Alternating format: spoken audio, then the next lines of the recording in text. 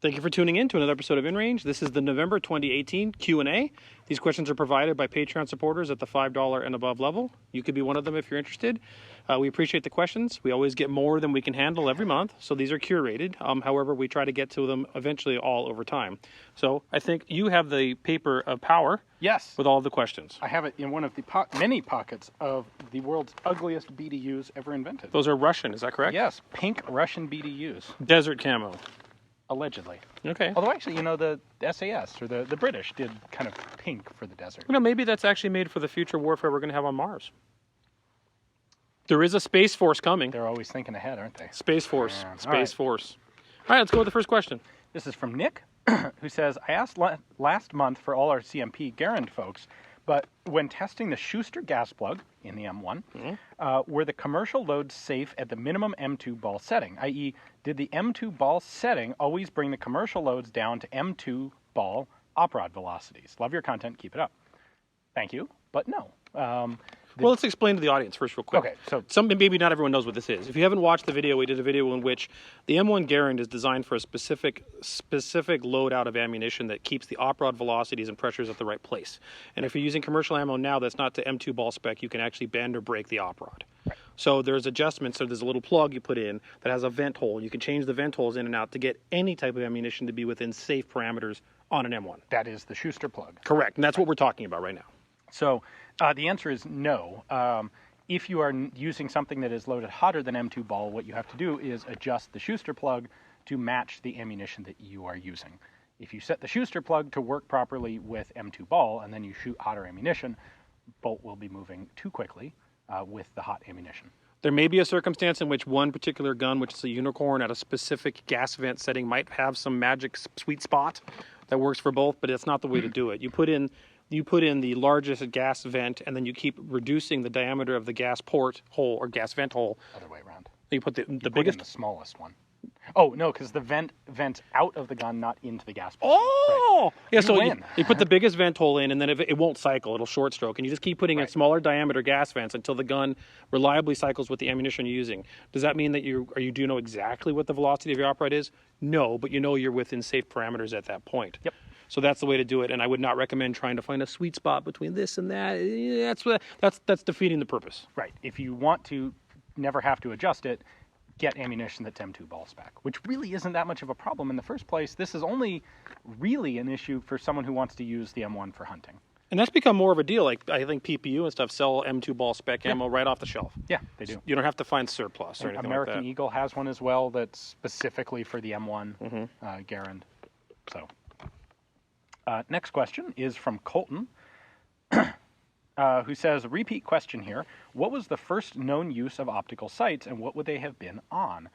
I think the reason this is a repeat is I really don't know. Yeah, neither of us do. We talked about this briefly at lunch because we kind of looked through this just to make sure that we weren't going to go crazy with the questions. And, I don't know either. And the thing about it is the more we look at historical guns and the more we think we found the first of something, we find out, first of anything. Someone did this a long time ago. And so off the cuff, when I think of this, the first thing that crosses my mind are some of the very early sniper, what you would call now a sniper rifle used in the Civil War. Right. There were absolutely snipers on muzzle-loading rifles in the Civil War with optical sights. So that's the first one I can think of. Now, I guarantee you, someone else has done this before. You recently came out with a video on Forgotten Weapons about something that acts like a see-all sight that was deployed on Gewehr 98s in World War I. Yeah. So there's like nothing new under the sun. So is the first optic on a Civil War sniper rifle? I bet you somebody had something on a flintlock or even a matchlock at some point. It wouldn't surprise me to see. Yeah. There aren't going to be a lot of them, but, you had so much development that was happening independently and in very small numbers. If some wealthy feudal lord decided that I want to have one of those Galilean telescopic things on my musket, and he pays some craftsman to work for a year to grind the lenses by hand and make it, that's totally plausible. Whether or not we'll ever find it, short of doing some major, someone needs to do their PhD thesis on early optical sights on firearms, and they'll be able to spend the time to really find it. The challenge of this question is what's the first known use? Maybe a question that would be easier to answer was where was the first relatively common use? And Militarily, that'd be, I think, the U.S. Civil War. Yeah, even that's not common. But if you're going to stretch that definition, it would be that's the first instance. Yeah. Yeah. All right, next up is from Melvin. In a previous episode, I believe I saw an RCBS loading press in your room. If you do hand loading, what other equipment do you use and what calibers do you reload? He must be talking about your room because maybe I've got RCBS. No, he's definitely talking about I've got RCBS and I've got a Redding. I've got a couple different reloading things on my bench. I do not load any common ammunition. I used to when I shot high power, and I guess this isn't common. I would load specific, painstakingly consistent concentricity of bullet, seating depth, all that stuff for high power. Turned out you didn't really need to do that. It didn't matter that much, but everyone thinks it does. But now, the only thing I ever reload is something that's too expensive or cost prohibitive for us to get. 4560. 4560, which you're going to see in videos coming on the channel about the 1876 rifle, or even 4570 because it's cost prohibitive to buy. But 4560 is an example of something which you can't almost even sort of get. Yeah. And we've had other stuff that you just couldn't sort of get, or 8 Nambu, which you can get but kind of can't get. That's what I land up reloading. Yeah. Yeah. So it's really for the most oddball stuff, and that's a unique need for InRange. And some of that ammo showed up on Forgotten Weapons too, actually, occasionally. So yeah, that's what it is. I used to, long time ago, I used to hand load mostly 45 ACP for competition shooting. And that was entirely a cost thing. I was shooting, solid lead bullets, 87-time used brass. Another example that you just mentioned when you said competition is what I always load only. I never buy commercial ammo. If I ever shoot a cowboy action match, all reloads. Because cowboy action, specifically made cowboy action ammunition, is ridiculously overpriced for what it is. And then if you buy like 45 Colt off the normal shelf, it's way overpowered for what you want to do at cowboy. Yeah. So cowboy action is one in which, even though some things are relatively common, like 45 Colt, I would just reload. Okay. Yeah, I haven't done any reloading for years now. I just don't have the time for it. No. It's a whole nother discipline in itself. Yeah, it really is. Yeah. Next up, Sheldon asked before, do you think loophole devices like the shockwave or pistol braces or bumpstocks help or hurt the firearms community, the shooting community? That's a very interesting question. I think like all technology, it does both. It has the potential to. Yeah, well, I mean, technology in general. Anytime something disruptive happens with technology, there's always a cut that goes both directions. Like, the social media. Social media allows us to create communities, to communicate with people worldwide in real time, to have friends that we would have never had before. It allows us to disseminate information and videos to you in a way that we couldn't before. It also allows pseudoscientific people to disseminate dangerous information that hurts people at the same rate. So I think a thing like that, I think what I think is compelling about those types of workarounds is that they are a hack, and I'm always appreciative of a hack. I think a lot of this comes down to how they end up affecting the legal system. Because a lot of these things, like the arm braces, for example, in theory, and we might still see this, that might basically be the thing that gets short-barreled rifles deregulated. I've heard that. If there is enough of it, enough braces come out for enough different guns that it just becomes completely ludicrous that this brace, which everyone knows is basically a stock. And it folds. I mean, it's like... It does, right. Yeah. Then, it really shines a light on how ridiculous the legal restriction on those is. On the other hand, there's always the potential for it to have backlash the other direction. And, maybe the result of this is not that short-barreled rifles, there's finally enough political momentum to deregulate short-barreled rifles, but instead maybe now, different kinds of, they look at other elements of, say, an AR-15 pistol and decide that, pistol uppers need to be regulated as if they are short-barreled rifles by themselves. Mm-hmm. And you see some of that in the machine gun world where, there are some very obscure pieces of metal that are legally defined as machine guns because people came out with some of these loophole workaround type things, and and you can't really predict going in which way this is going to drive legislation and public opinion in the market. Like the lightning link on an AR-15, a little piece of metal you stick in an AR and it becomes like a fully automatic AR. Yeah. So one of the issues for me is usually these things come across as kind of derpy to begin with. The shockwave is a particular pet peeve of mine, just because I understand the desire to give the finger to the NFA. Mm-hmm. get it. And that's like the whole reason that thing exists, because to me, it is an utterly worthless gun. Like, it is worse in every way than a gun that has a shotgun that is 18-inch barrel with a stock even. Yeah, but the arm brace things aren't. The arm brace is a little different. Now, maybe the first versions weren't quite, but what we have today is basically a short-barreled rifle that's just, because it says arm brace on it, and it's got the word, well, it must not be. It's got the word pistol instead of rifle next to it. And I think there is, by ATF internal like rulings, the length of pole has to be less than, I think, 13.5 inches. So it's like a 13.25 inch long stock is an arm brace, or can be considered an arm brace. But if you design an arm brace that has a 13.75 inch length of pole, it's automatically designated as a stock. It's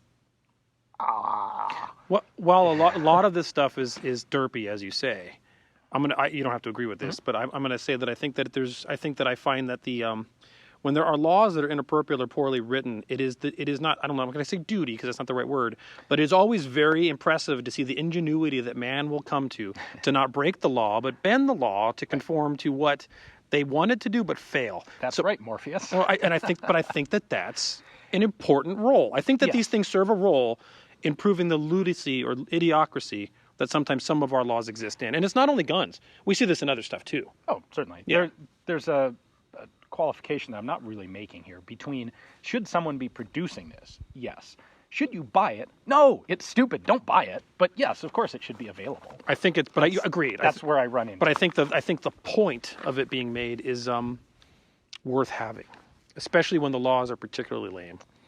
But you always run the risk of it blowing back and resulting in more and worse regulation rather than less. But you always run the risk with authoritarians of them deciding to be more authoritarian. I mean, that's just how that works. That's true. Does the French resistance not blow up that train because they know the Germans are going to execute some hostages in return? You know, that was really well addressed in the film Anthropoid, about the Czech resistance attempting to do the assassination of Reinhard Heydrich. Yeah. And there's a really large part of the film dedicated to the moral question of, do we do this form of resistance knowing what the retribution will be? Yeah. And they decided yes. Now, the resistance of building a bump stock That's a little different. or a arm brace is different than the assassination of Reinhard Heydrich. But there's a question that I think everyone has to ask is, what is that duty of resistance to immoral laws? Right. I don't know. You know, it was really interesting there was like a year in there where arm braces came out and they were legal, and everyone went, wow, okay. Because the first company that did it, and I don't remember who that was now, it might have been SIG, or anyway, the first company did it got an ATF letter that said, well, yes, of course, this is for your disabled friend who needs to strap the gun to his arm. Which, by the way, it legitimately was. There are people that have been able to use guns that could not due to disabilities because of that product. Okay. There really are. Okay. Yes. But then we had this period where everybody started going, well, really? I kind of want those, but really? And so they'd write a letter to ATF and go, well, what if I take this stock, I take like this buffer tube and I duct tape the rubber cap of a cane on the end of it. So it's a buffer tube. I forgot about the cane. Yeah, and they're like, well, what about that? And then you take the situation where if it stayed under the radar, like, that's going to be okay. It's going to be good to go. Don't make waves. And we all get it. And then for a little while, it actually bounced back the other way. And it became all of a sudden, oh, no. You're redesigning the weapon to be a shoulder-fired weapon by putting a brace on it or touching it to your shoulder. Yep. The minute you touch it to your shoulder, you're not created an SBR. That was part of the narrative. Right. And yet, in this situation, it actually then reversed back the other way. So, at first it's cool, and then you go, if you idiots had just kept your mouths shut, this would have stayed a legal thing. But then, I guess, enough people wrote angry, or, ATF got themselves into such a convoluted rabbit hole that they had to finally just cut it back out and go, all right, fine. These are legal as shoulder braces, or as arm braces. They backed themselves into a corner that was indefensible. But you never know if when they're going to deem that corner to be indefensible. That's a good point, and that's the thing that you should keep in mind. First of all, I'll never forget the picture of Dugan Ashley from Carnicon walking around SHOT Show with two of them taped to his shoulders. Yeah, that was a great photo. But keep in mind, this is me. This is my interpretation. Anytime you're dealing with a government agency, you're dealing with a potentially rabid dog. And when you put a rabid dog in the corner, it might let you pet it. It might tear your arm off.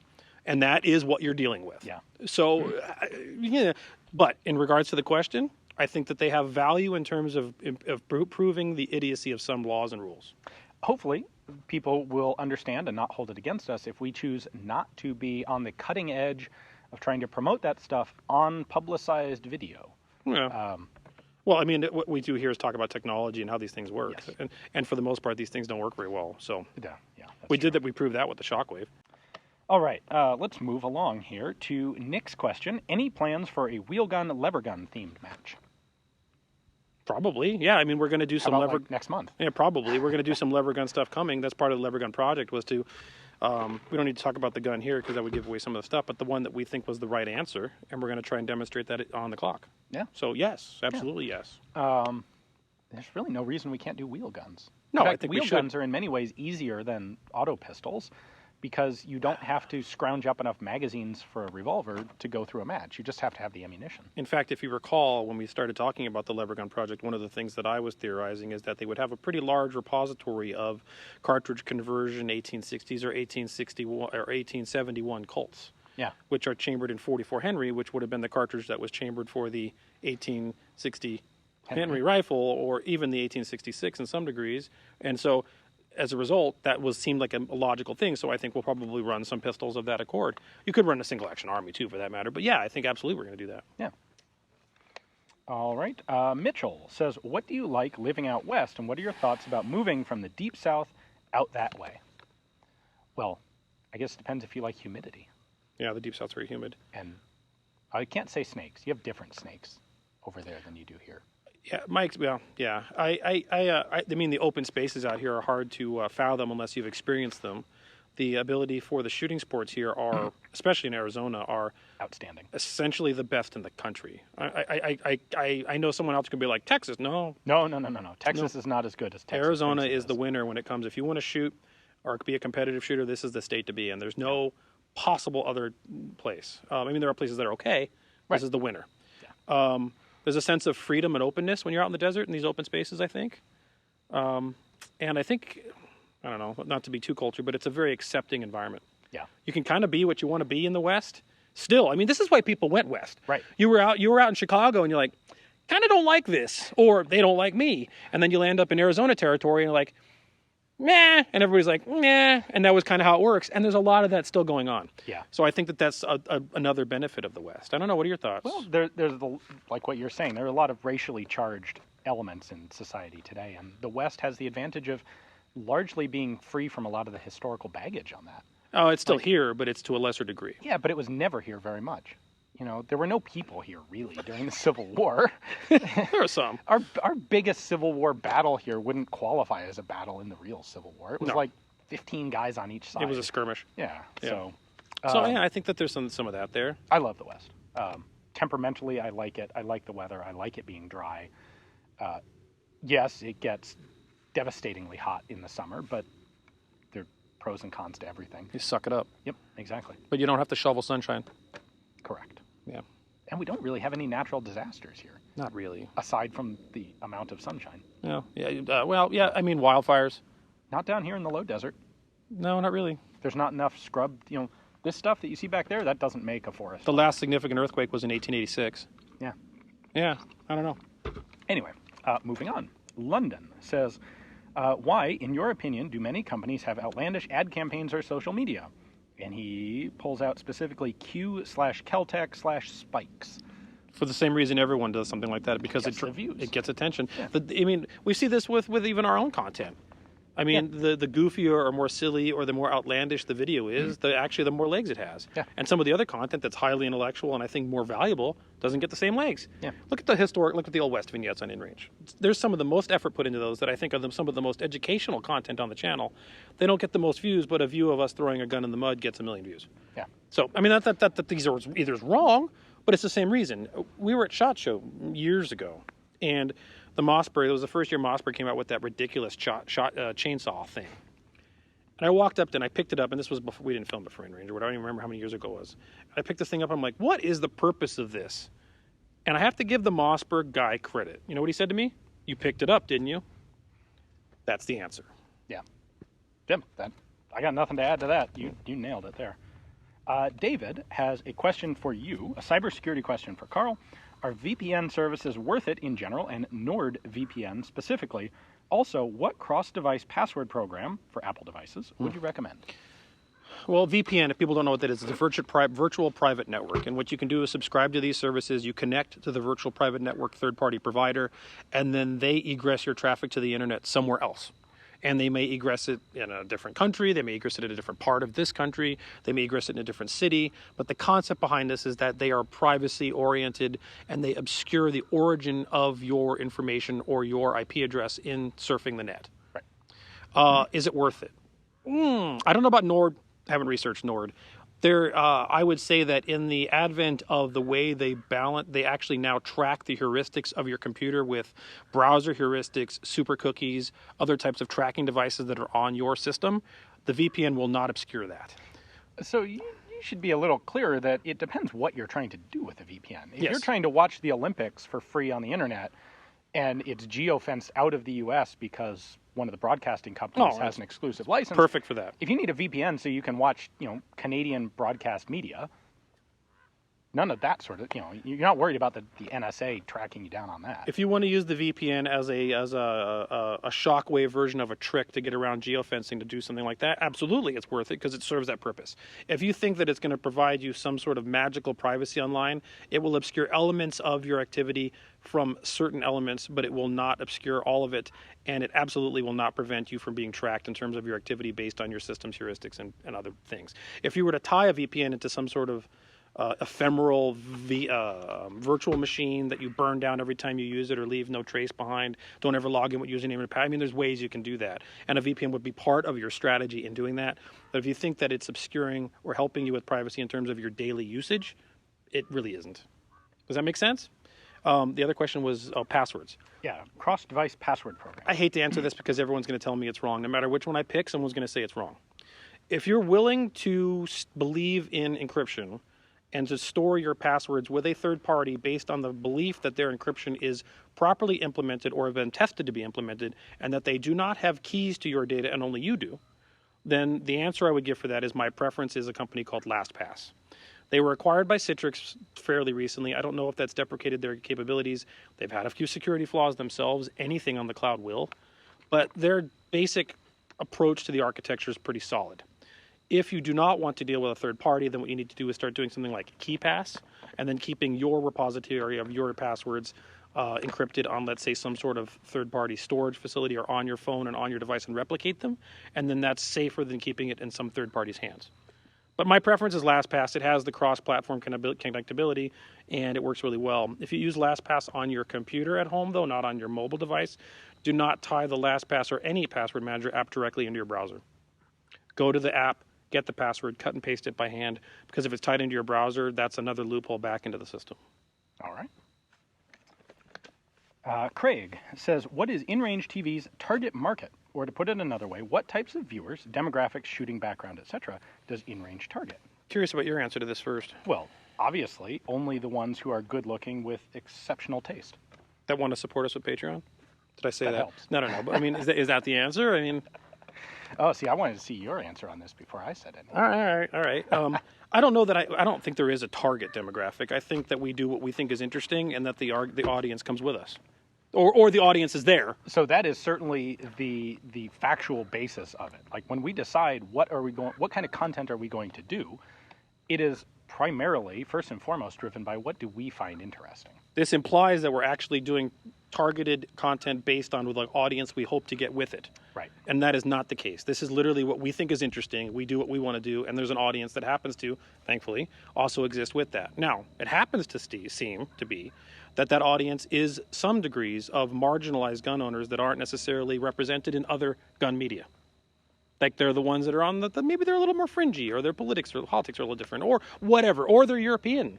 Like we have a large European audience. We knew in Finland we have a huge audience, for example. And that's not something that I think is always across the case with a lot of other channels that deal with the topic a little differently than we do.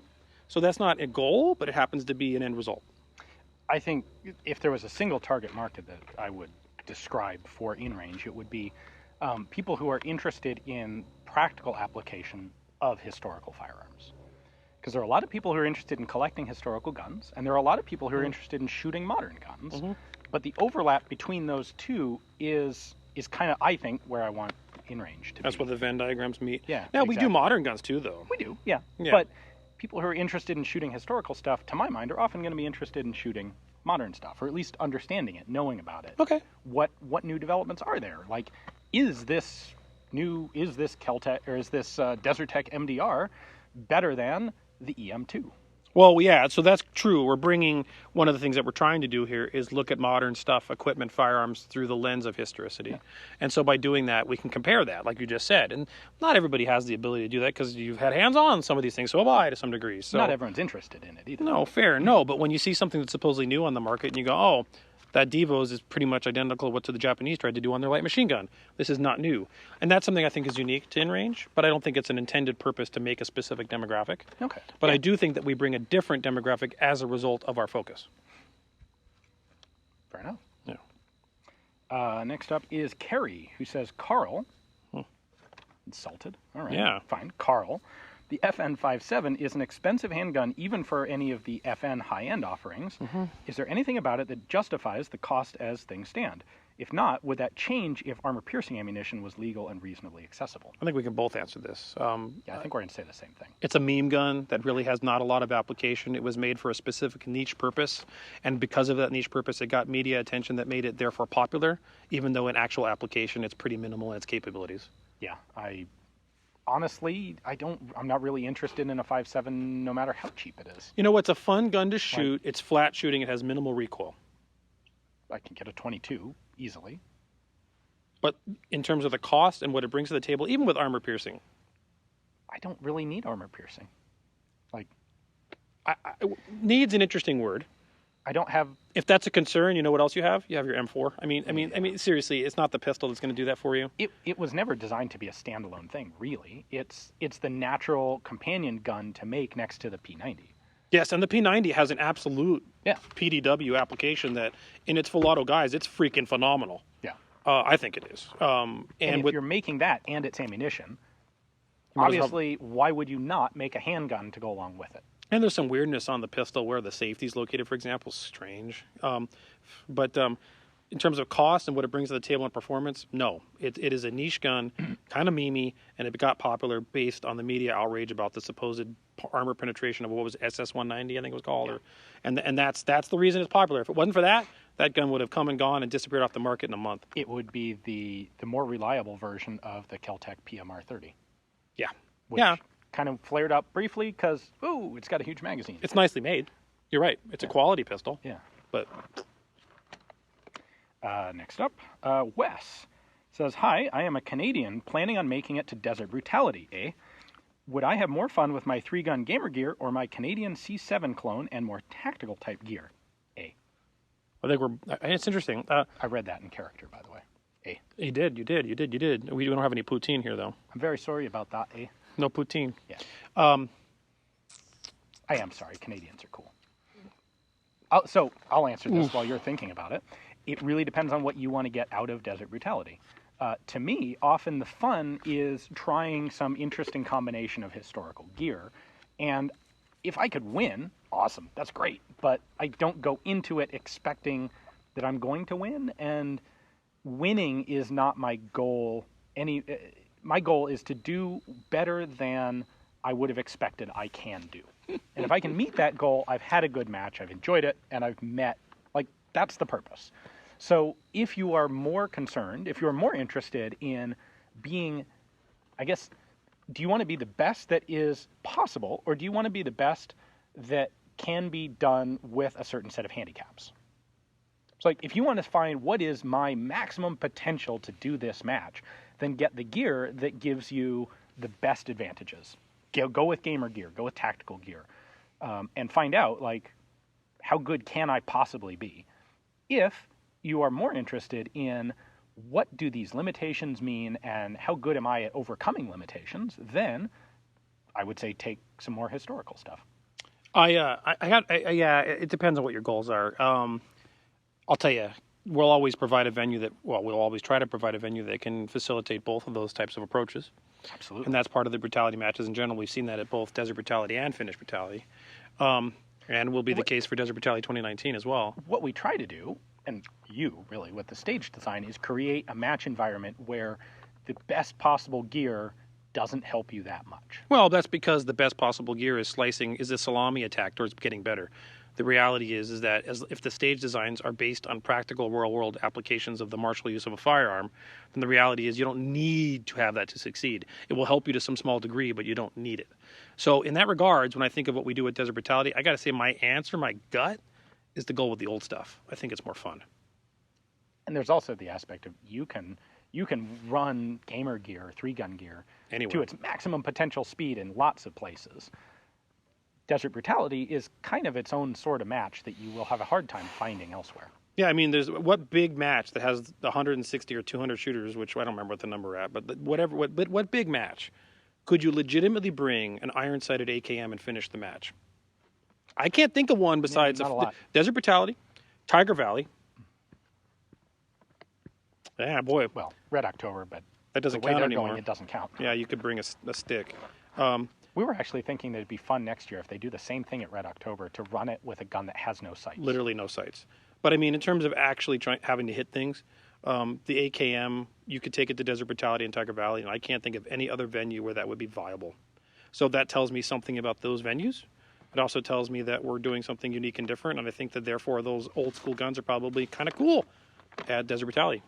We have a very similar themed question, or a related question from Kevin, which is, I am looking into a Brownell's M16A1 as my first AR.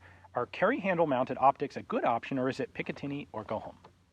They're a good option if you want to do something that has historicity to it. Like, for example, you want to put like a Colt 3.5 or 4X on there, or you want to get something that actually works really well, or those goosenecks. The goosenecks with a red dot. Wow, those things were great. Those are really, just very almost as good as a Picatinny mount. They really are. The gooseneck really does it.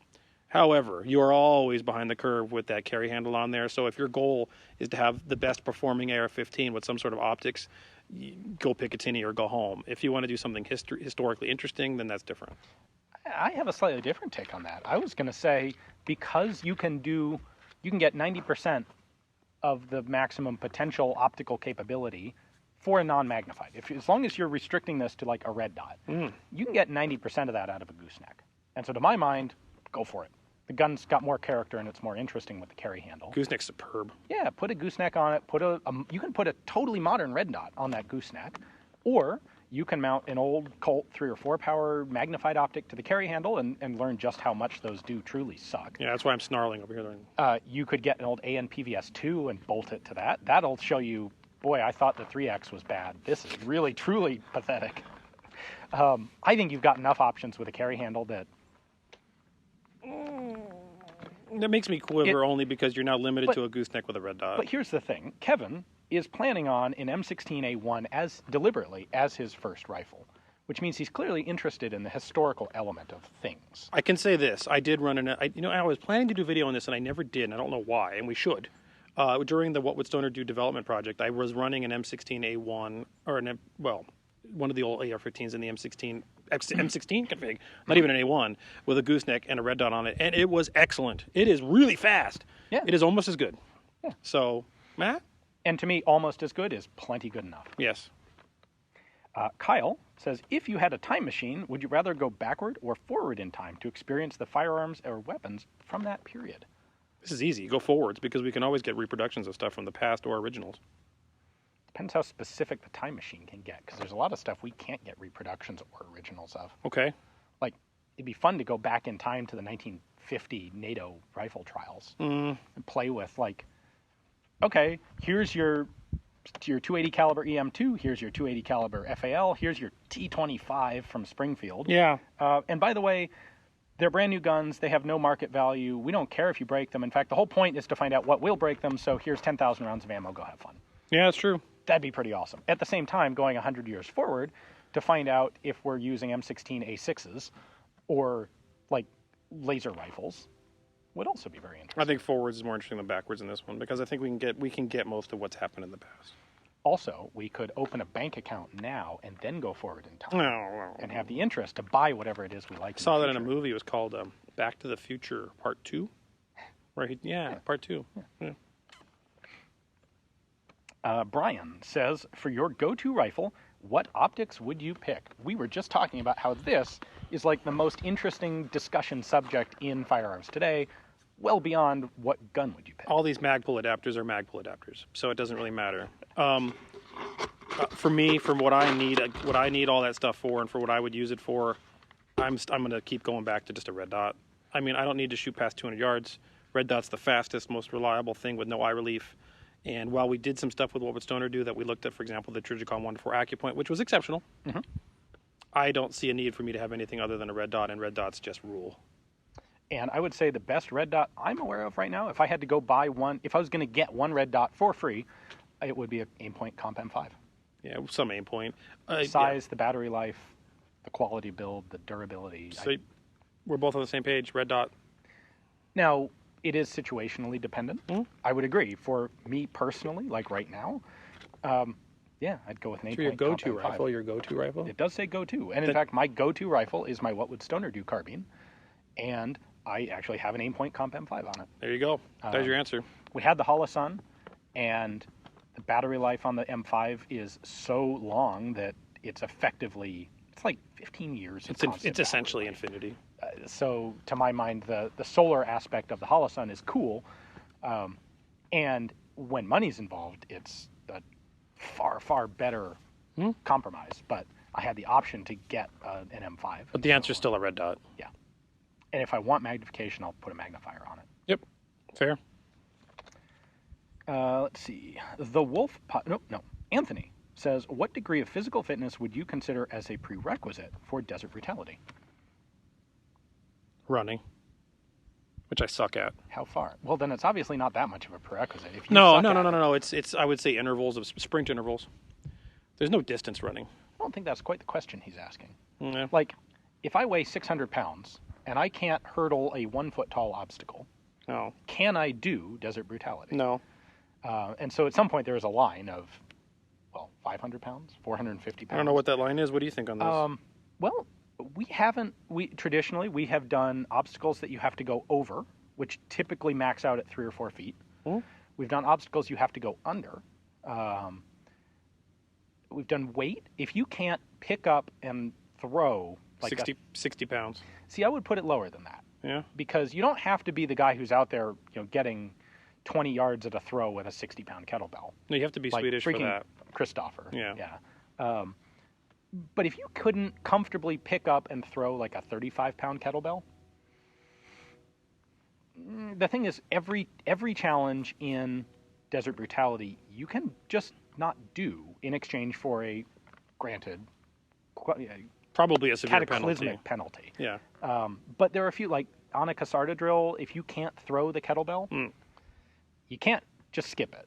No. You have to do something to make that kettlebell move. You could just keep jumping it in front of you every 5 feet or something. Ultimately, I would say there is no actual hard minimum fitness level. It is dependent on your personality. Like, what attitude do you come into the match with? If you come into the match with, can I get through this match without injuring myself? And you weigh 400 pounds, you can do that. There's an example here. First of all, when I run out running, I think cardio is probably the thing that's emphasized the most, although strength is there as well. I think cardio is more important than strength. It is. Yeah. Although strength is there. It is. He's going to agree with this. He's not sitting here with us right now, but I know this is not a problem to say this. Let's use Sinistral Rifleman as an example. Fagan. He would admit, he is not in physically fantastic shape. Guys, he's got some weight to lose, can't run that well. But you know what he does? He does really well at desert brutality because his mindset is crazy. He's like, I know this is going to hurt for 2 minutes, and I'm just going to deal with it. Yeah, and he's an outstanding shooter. And he wins. And so, he frequently wins. He doesn't always win. But that's an example of mind over matter. Yeah. And I think that goes a long way. It does. If you can't walk up a flight of stairs, I would reconsider. Yeah, that's a good standard. Yeah. So, but maybe not so much at desert brutality, just because we have, it's an expensive match. It's a long match. There's a high barrier of entry. But at our regular monthly matches, we have small, weak people who come every month and enjoy it every month. They may not be able to throw that kettlebell very well. They may par out on some stages like that. But they come into it understanding that that may be the situation and that they're going to come and practice to the best of their personal abilities. Don't be discouraged to take a move that's oriented towards self-improvement. And if you think that Desert Brutality is something that would orient you towards self-improvement, then do it. Yeah. And if you can't finish every stage, who cares? Your goal was met. Damn You tried. torpedoes. Yeah, you tried. Yeah.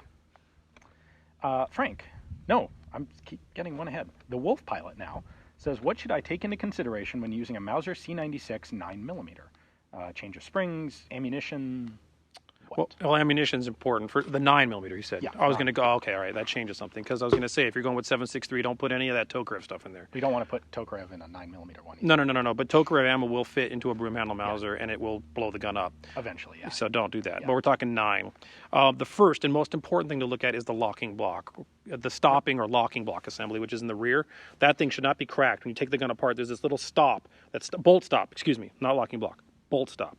The bolt stop goes to the rear, and the bolt literally hits this piece of metal and then goes forward. If that's cracked or failing, the bolt will not stop and continue to go out the rear of the gun. You need to check that on any C96, regardless of cartridge. Yeah. Then I would replace all of the springs with a spring kit from Wolf. And ammo? Ammo 9mm doesn't matter at that point. Don't go plus P. 115 grain standard ammo. Yeah. Yep. But that stopping block, not the locking block, the stopping block. Yeah, the bolt stop. That's the most important piece of the gun. Which is, if I remember the design correctly, also like the firing pin retainer or the spring retainer. Yeah, it does a do couple that. It things goes, in yeah, there. you jam it in there. Yeah. The gun's a contraption. Yeah. But that bolt stop frequently breaks because people were doing stupid things with the gun. And when it's broken, it is an unsafe pistol. Yeah. Until you replace that part. Absolutely. Then replace all the springs from Wolf. Yep.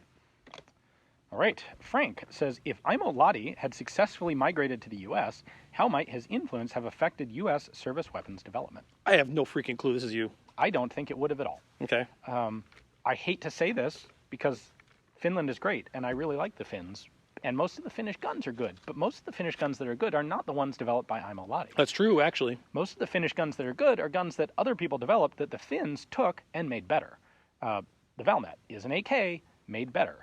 The one thing that Aimo Lahti did really well is the Suomi. And it's great, but it has no developmental relationship to a locked breech service rifle. And in fact, during Aimo Lahti's career, the Finnish service rifle was a Mosin Nagant or maybe a captured SVT-40. As far as I know, he may have done some in fact, he did do, I think, some experimental stuff, but nothing that came close to mass production. His light machine gun is not great. The Lahti Celeranti. His pistol is not great either. It's serviceable. It's okay. And the thing is, it often gets a reputation for being good because it's heavy. It looks cool. And and people look at it and go, oh, well, this must be a really robust pistol because it's so heavy. When in reality, yeah, most of it is, but it has a fatal little weakness in it where the accelerator lever tends to shear off a piece of the slide, and they crack on a regular basis, and you have to be aware of it, and you can't shoot, plus P or other high-pressure ammunition in a 35 Lahti. No offense to our Finnish friends, because we know how much we love our Finnish friends. But when it comes to this is kind of like the Japanese thing. They made a bunch of their own guns that are meh or just okay. But what the Finns do best is take other people's guns and make them better. Yeah. So a little background for the people who are wondering why this question might have been asked. In the book The Mac Man about, what's his name? Gordon Ingram. There is a section in it that mentions that Gordon Ingram actually corresponded with Aimo Lahti about magazine design for the Mac's machine guns and for his other guns before that, and went so far as attempting to sponsor Lahti's immigration into the U.S. in the late 40s or early 50s. Okay.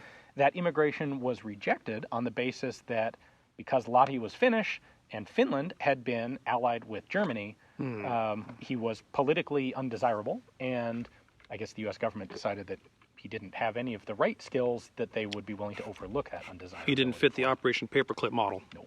Yeah. So that's why Frank's asking. They look at his pistols and they went, not really.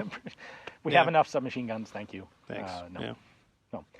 Levi says, what firearm never fails to put a grin on your face when you shoot it? This one's easy for me. We were talking about it today as well. We were, actually, yes. It is Rick Smith's SMG Guns RP46 conversion of the DPM. That's a big old beast. It has little application in terms of matches, obviously. I can't use it for that. But when I bring that thing out there, throw out that bipod, put the RP... can't you? Well, that's stay tuned. But you take that DPM, which by the way is a beautiful semi-auto DPM, put his RP46 conversion on it, throw that Maxim belt in there, and go to town. It's pretty cool. That gun's fun. It's got a good trigger. It does. It shoots fast. It's like not quite as good as a full auto, but man, you can get that thing running. I can shoot that fast enough that it's close enough to feel like it, and the gun's just steaming at the end. And there's an empty belt on the side. That gun's fun. That's the one I think does that to me the most. People are going to meme this out of all recognition. It's the FAMAS. I can see that, though. It's just a fun gun to shoot. It is. I don't disagree with that. This is, you may be a Francophile, but the FAMAS is... Possibly. He may be a Francophile, but the FAMAS is legitimately a fun, cool bullpup. Yeah. So I can see that. But the RP46 from SMG is my winner. Yeah. I'd probably throw a Sturmgewehr in there, too, but I don't actually own one, so I don't get the chance to shoot it. Well, now everyone's going to ask what's happened to... don't even go there. I mean a full auto. Oh, you mean the real one? Yeah. Brian says, if one was wanting to build a Viet Cong or North Vietnamese Army Vietnam-era AK from a parts kit, what would be appropriate outside of Chinese and Russian origin? East German, Romanian, Hungarian, etc. Because I believe we've talked about this. The most common one over there was Chinese. Yes. And probably Russian was not very common. I don't think it was. Yeah. But I haven't dug into that. The one that has not been, that Brian did not mention here that would be totally appropriate would be North Korean. Well, that's going to be hard to do. Well, yes, but in terms of how many... See, the thing is, North Korean guns are typically rare because they don't normally get out of North Korea. But there are actually a fair number of North Korean AKs that went into Vietnam. Okay, but what about parts kit that are like not unobtainium? So... Not Romanian. Probably not. I'm trying to think of exactly when these guys were being manufactured. East German? You're going to... No. No. Hungarian? No. Maybe Hungarian. Maybe. Chinese is the go-to one. It's the right answer. Chinese, Russian, North Korean. Yeah, which makes that not easy to answer. When in doubt, if you want to look at one of the other countries, you're much more likely to be looking at a milled gun than a stamped gun because they were around earlier. That's fair. So... Yeah, unfortunately, that's none of them. The ones you excluded are the ones that were likely to be there. Yeah. So. Yeah, if you want to go weird because Chinese is too boring, then North Korean is the answer. Mauser dude, nuclear power, pro, con, or neutral? I don't know what this has to do with guns, but it's an interesting question. I'd take a nuclear-powered rifle, I think. Well, Maybe? yeah, of course. Maybe. But I don't think that's what he's talking about. What happens if you plug the bore in a nuclear-powered rifle? In concept, nuclear power is the cleanest power out there. It's some of the most efficient power out there. It's a fantastic option. But what's interesting is when you're looking at potentially bad situations, you have like what's the likelihood of a problem, and then what's the consequence of the problem. And nuclear power has a very low likelihood of a problem and an extremely high consequence of a problem. So. Depends on the design, depends on the political viability, it depends on what your other options are. You know, if I could set up either a tiny nuclear power station in my backyard that might, go wrong and have some tiny problem that contaminates my property for 10,000 years, or some solar panels, and I happen to be in Arizona where we have a tremendous amount of sunlight, I'll take the solar panels. If I'm in Alaska and it's dark 23 hours out of the day, maybe that nuclear power stands up a little bit better in the comparison. Statistically, when you think of the problems that have had with nuclear power, 2 Mile Island, Chernobyl, Fukushima. Yep. Those are the 3. Yeah. Over the amount of energy they've actually produced for cities. Which is a lot. Which I know that this sounds like one of those quandaries about it's a moral question, right? Is it okay still? I think it has to be an answer of pro. I think we need to move away from that if we can. The key to it is... I think a lot of governments invest in nuclear power and then lose interest in dumping money into it. And nuclear power, because of the calamitous... They're all Windows 98. Yeah, literally that sort of thing. If you're going to have nuclear power, you have to have way more budget put into, proactive maintenance and upkeep than you would in some other power plant. Because if your coal-powered plant has some sort of critical problem, okay, it's bad, so people will probably die, but you're not going to make, square miles of land unlivable for centuries.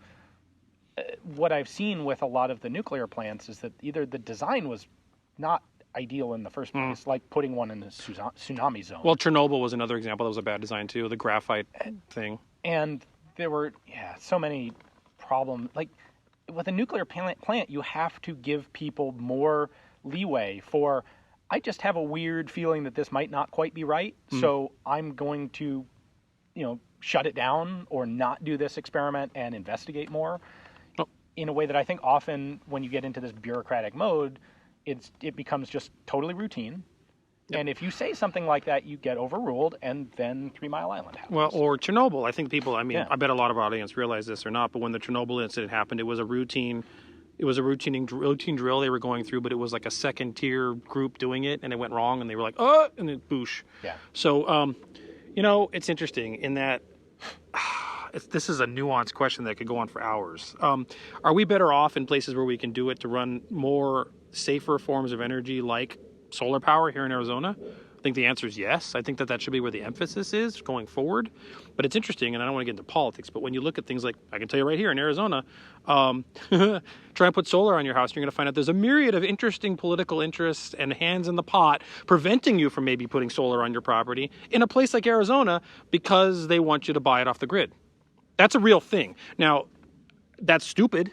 And maybe if some of those weird walls were removed where we actually embrace things versus try to restrict people from doing something obvious like harvest the power of the sun that's currently frying us, that would be an easier answer. Yeah.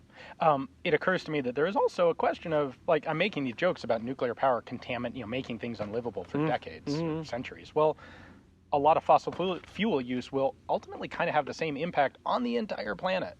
It does. Global warming is a real thing. And if it accelerates too much, it will have massive consequences for everybody that in some ways will make Fukushima look like a nice little tiny segregated nothing of an issue. So I'm going to have to go on pro, but I think we should go pro, but with an asterisk caveat of that does not mean that we should not look at other sources as well. Yeah. It doesn't have to be the only one, but it's important as long as you treat it with the respect that it absolutely requires. And now we're going to get tons of comments about global warming. Yes. Yeah. This will redefine InRange TV. So, Spencer says, hey guys, I am really loving the World War I Centennial Match series, and my favorite videos are always the ones where you bring historical firearms to a practical shooting match environment. Will we continue to see more of these, or are you guys getting tired of them? I added this to the page because I found this to be a very interesting question. I think that we've always done this, have consistently done this, and will always consistently do this. Yeah. So I'm not sure why that question's there. There seems to be a perception that's not the case, but it's... Well, they ebb and flow. Yeah, I mean, but when we look at the matches that are going on right now, we had the World War I series. You just started the Halloween Horror series, which has me using an 1897 Winchester. There's some more lever gun stuff coming. We've always done some historic stuff. We've got... I'm not trying to denigrate the question, but I'm curious about it because I don't feel like that's ever really changed. Well, it's relatively uncommon that we go so far as to have like complete proper sets of guns from the same period and equipment and uniforms, that sort of thing. Like doing the World War I match requires a fair amount of setup, and the guns aren't that good. In fact, they're kind of crummy usually. Historical guns are less good than modern guns is pretty much 100% rule. So making sure that we have guns that will run properly, that we can we need to make a course of fire that is interesting, can be completed with, say, a bolt-action rifle, but is still interesting for the vast majority of the people who show up to shoot the match, who you don't see on video, who are bringing ARs and other modern guns.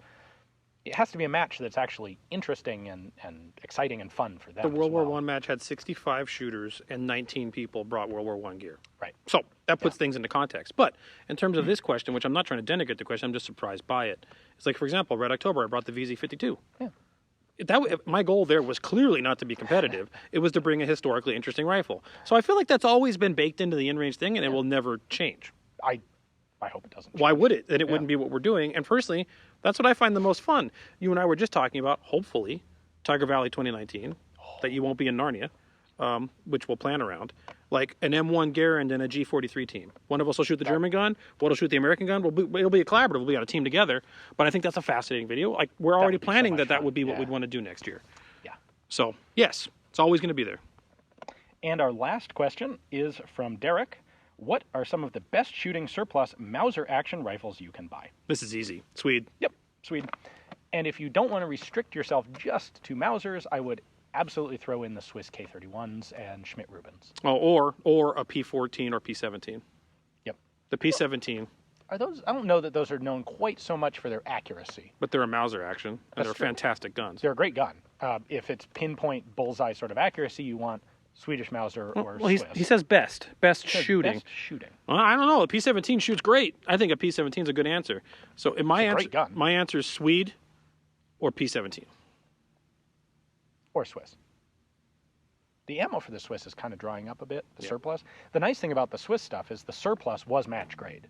Like, I remember... Oh, yeah, all of it was. I remember poking around on some forums, and there were guys talking about how they got better hand loads than Swiss surplus GP11. And it was basically by spending hours, fine-tuning every last little detail of their loading. Because that GP11 is basically match-grade ammo. So the answer for them to make that more accurate was to have a heavy case of OCD without any Ritalin. Yeah. Yeah. No, thank you. Yeah. That's not fun.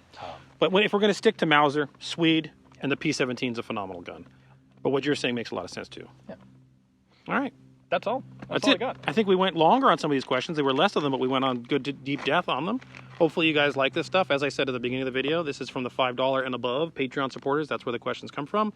Again, InRange is only Patreon. We get no money from ad revenue, YouTube, demonetized, all that stuff. So if you want to support us, please consider it. There's different levels to do that at. If not, or if you already are, please subscribe to one of our multiple distribution channels. You can find them all on InRange.tv. And thanks for watching.